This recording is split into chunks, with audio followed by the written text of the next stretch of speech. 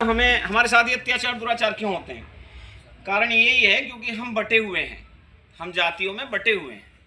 कोई ठाकुर है, कोई पंडित है, कोई शूद्र है, कोई फलाना, कोई ढिमकाना, इस तरह की बहुत सारी चीज़ें। लेकिन हमें सभी को सनातनी बन के रहना है, एकजुट होकर रहना है, तभी हम अपने सनातन को आगे बढ़ा सकते हैं।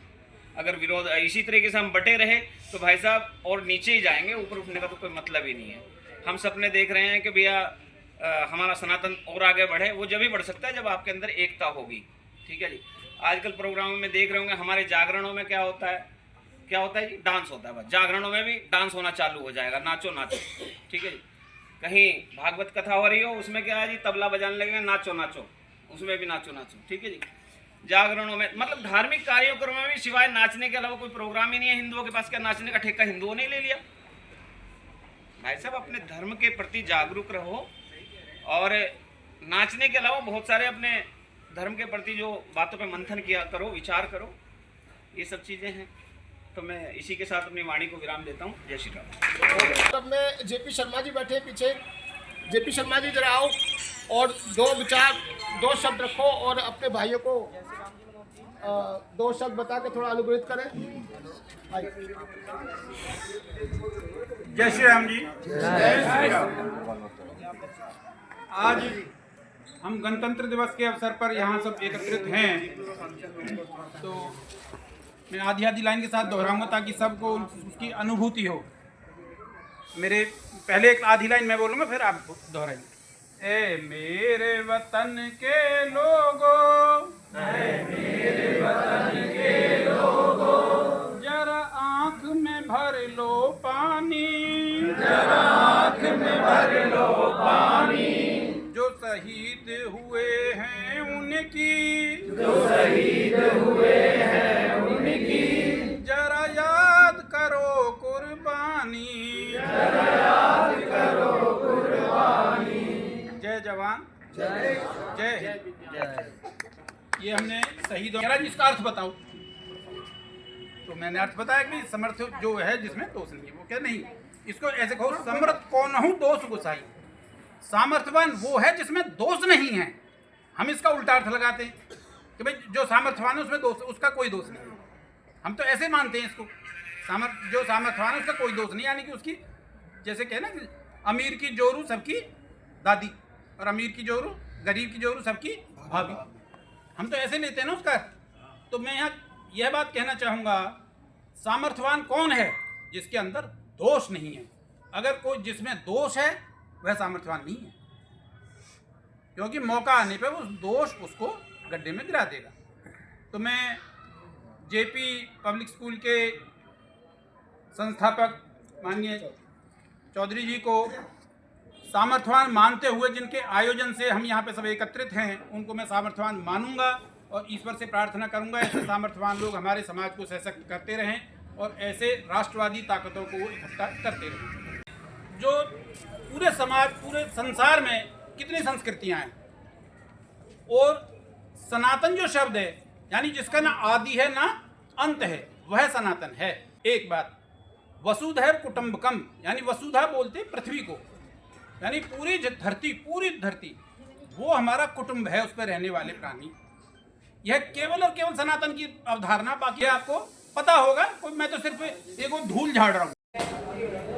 सर, सबसे पहले आपको हमारी नमस्कार और 26 जनवरी गणतंत्र दिवस 77वां, जिसकी आपको बहुत बहुत हार्दिक शुभकामनाएं। सर, आपसे पूछना चाहते हैं कि 26 जनवरी गणतंत्र दिवस क्यों मनाया जाता है? देखिए, सर्वप्रथम तो मैं आपके सभी व्यूअर्स को बहुत बहुत नमस्कार करता हूं, और मैं आपके साथ साथ भारतवर्ष के सभी देशवासियों को 77वें गणतंत्र दिवस की बहुत बहुत शुभकामनाएं देता हूं और बहुत बहुत बधाई देता हूं।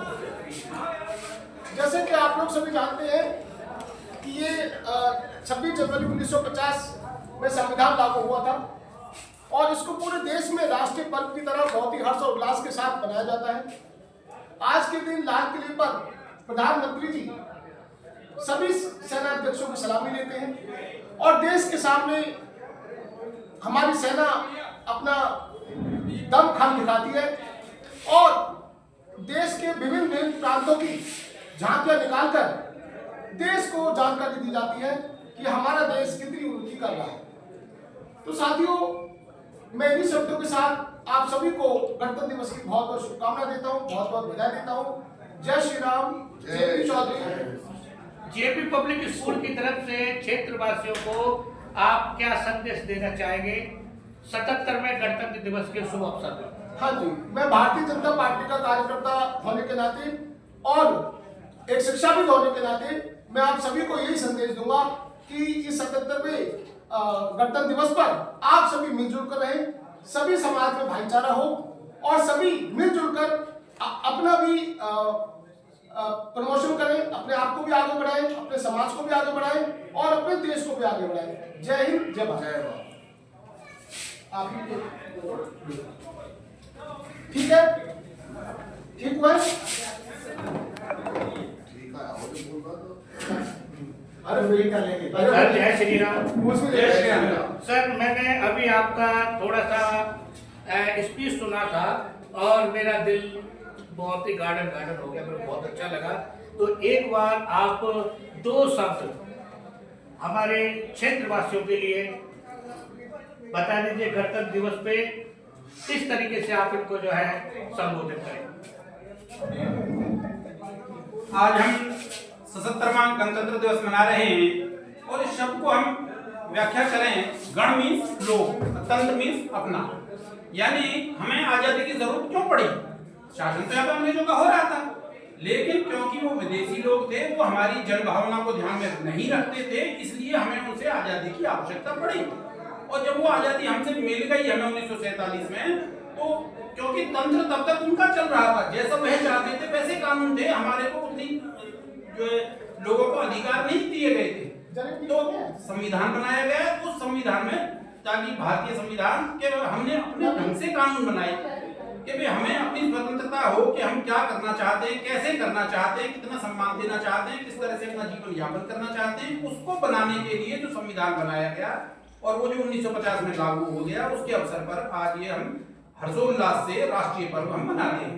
और इस पर्व पे मनाने का अर्थ यह है कि हम यह चिंतन करें कि अभी तक हम कौन सी विदेशी परंपराओं को नहीं पलट पाए हैं, क्योंकि जब तक तंत्र हमारा अपना नहीं होगा तब तक इस आजादी का मतलब पूरा नहीं होता। जैसे आज हम देख रहे हैं, भारत का जो सनातनी संस्कृति है वो पूरी तरह वैज्ञानिक है, पूरी तरह पर्यावरण के हर तरह से प्रकृति के पक्ष में रहती है, कहीं भी प्रकृति की खिलाफत नहीं होती। जबकि यूरोपियन संस्कृति जो है, अन्य संस्कृतियां, वो बहुत जगह प्रकृति का नाश करती हैं और उसके खिलाफ खड़ी होती हैं। यही मोटी वजह है कि सनातन संस्कृति सूर्य की उपासना करती है, पर्यावरण का विशेष ध्यान रखती है, वसुधैव कुटुंबकम की प्रणाली पर चलती है। वो चींटी से लेकर के जड़ और चेतन में वह प्राण जो महसूस करती है, ईश्वर का वास महसूस करती है, उसके आधार पर सबका कल्याण चाहती है। सर मैं एक बात पूछना चाहूँगा आपसे, मेरे दिमाग में आई है कि हमारे जो है हिंदू राष्ट्र के अंदर कहते हैं गौ माता और गौ रक्षक, गौ की पूजा करो, गौ को वो करो। मैं आपसे एक बात पूछना चाहूँगा, जो लोग गायों को रोड पर छोड़ देते हैं उनको आप क्या कहना चाहते हैं? यह बहुत बड़ी कर्तव्य बोध की उनके अंदर कमी है। जो हमारे गौ पालक जो भी ऐसा कर रहे हैं वो पुण्य नहीं पाप के भागी हैं, क्योंकि गौ की रक्षा करना हर हिंदू का सबसे प्रथम कर्तव्य है। तो ये मैं उनकी गलती मानता हूँ और हमारे जागरूक समाज की भी मैं यहाँ पे विशेष निवेदन करना चाहूँगा कि हम कभी भी पॉलीथिन के अंदर कोई भोजन सामग्री गाय के अंदर बिना उसमें से निकाले नहीं दें। हम पॉलीथिन को ऐसे ही डाल देते तो गाय भोजन के साथ साथ उस पॉलीथिन को भी खा जाती है। और कई बार ये जब वो लोग उसका इलाज करते हैं तो उसके अंदर 50-50 किलो और 100-100 किलो उसके गाय के पेट से पॉलीथिन बरामद होता है। तो ये जो पर्यावरण की एक समस्या है और हम अपने धर्म को वास्तव में भूल गए हैं, विस्मृति हो गई है। तो हमें ये ध्यान रखना चाहिए कि गौ माता, जो गौ कोई पशु नहीं है, माता उसको इसलिए कहा गया कि उसके दूध से, उसके घी से हम पूरी तरह जो है स्वस्थ रहते हैं और बहुत जो हमारा मानसिक विकास है वो बहुत खुशहाल होता है, जो कि भैंस के दूध से नहीं होता, इसलिए हम उसे माता कहते हैं। और उसमें सभी देवताओं का वास है। क्या कहना चाहिए?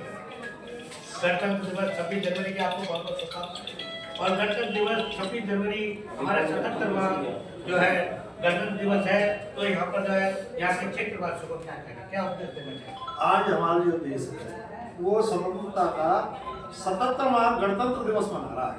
अब गणतंत्र दिवस का मतलब है कि आज हमारे देश को पूर्ण रूप से लिखित में आजादी प्राप्त हुई है।